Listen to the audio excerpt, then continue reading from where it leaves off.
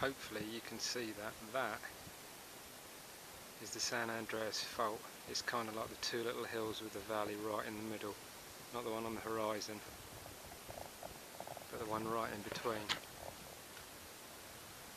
Apparently in half a day or so we've got to walk right along that, which is reassuring if they have an earthquake.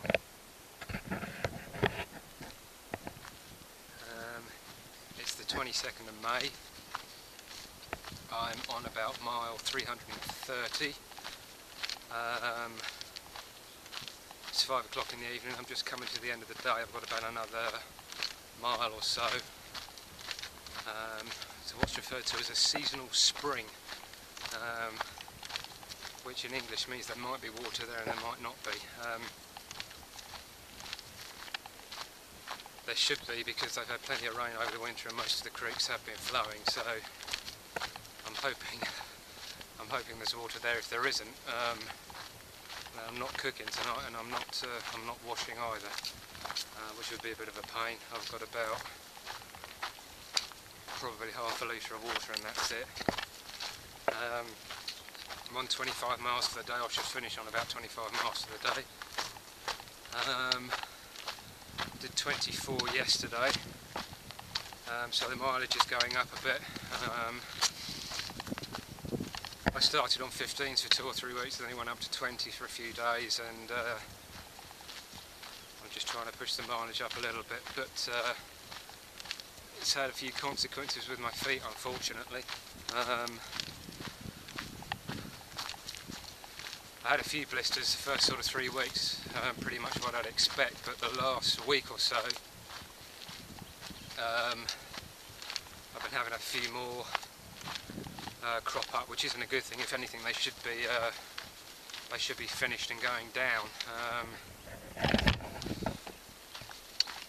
But I'm getting a few new ones coming up. I mean, there's not an awful lot of them. They're not exactly big. They're quite painful, but it's a situation I've been in before, so I sort of know what to expect. But my shoes are giving me real grief. I was speaking to the Stumbling Norwegian yesterday. By the way, all these names, for example, Stumbling Norwegian and Dinosaur and Sweet Jesus, they're all trail names. Basically, you either give yourself a trail name, or if you haven't got one, you get given one by everybody else. So obviously they're not real names.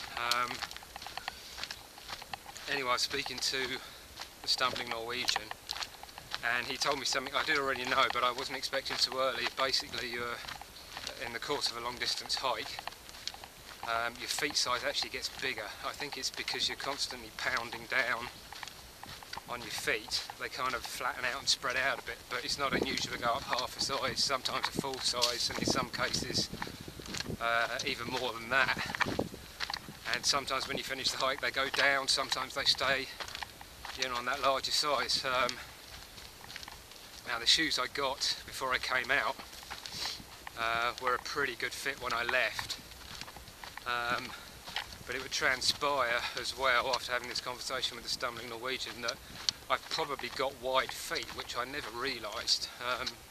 Obviously I sort of tried on and always bought shoes according to how they felt, and I didn't actually realise until with this conversation with him that it appears I've got wide feet.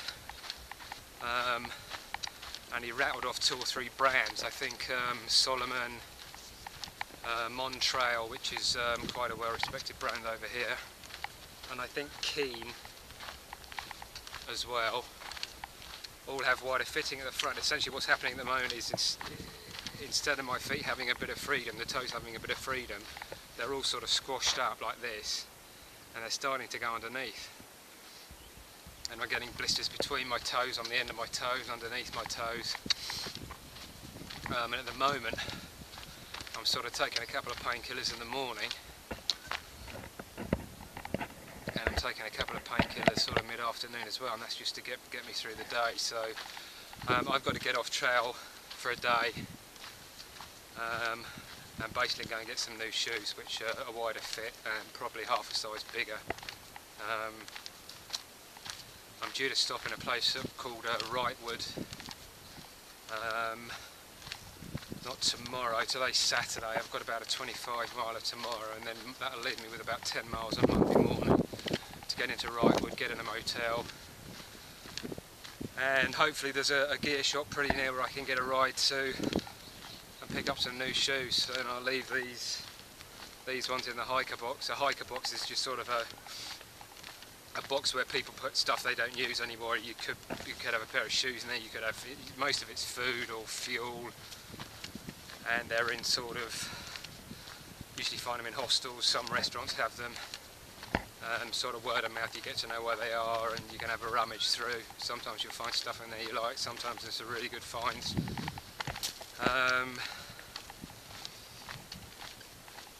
That's pretty much it really. There is, I believe, a McDonald's about a quarter of a mile off the trail tomorrow, which is a bit of a rarity. You don't cross roads very often, and to cross one where there's sort of civilization within a few miles either side of it is quite a rarity. But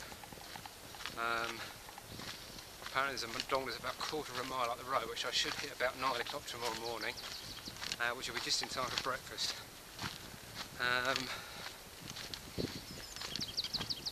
That's it, everything else is pretty good really. Thanks for listening, hope you're enjoying the blog. Don't forget to stay tuned. I'll message to Cherry, miss you gorgeous.